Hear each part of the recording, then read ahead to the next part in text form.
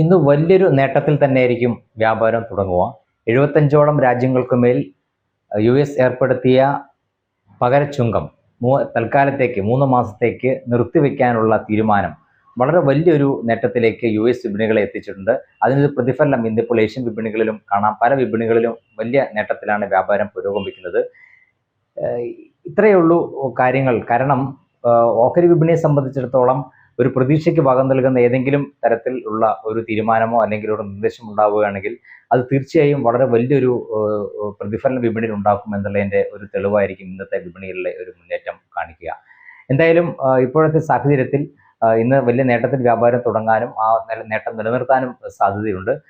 കഴിഞ്ഞ കുറച്ച് നാളുകളായി വിൽപ്പനയിലായിരുന്ന വിദേശ നിക്ഷേപ സ്ഥാപനങ്ങളും ഇന്നിപ്പോൾ വിപണിയിൽ നിക്ഷേപത്തിലേക്ക് നീങ്ങുകയാണെങ്കിൽ അതും വലിയൊരു രീതിയിൽ വിപണിയുടെ മുന്നോട്ട് നീക്കത്തിൽ പ്രോത്സാഹനമായിരിക്കും.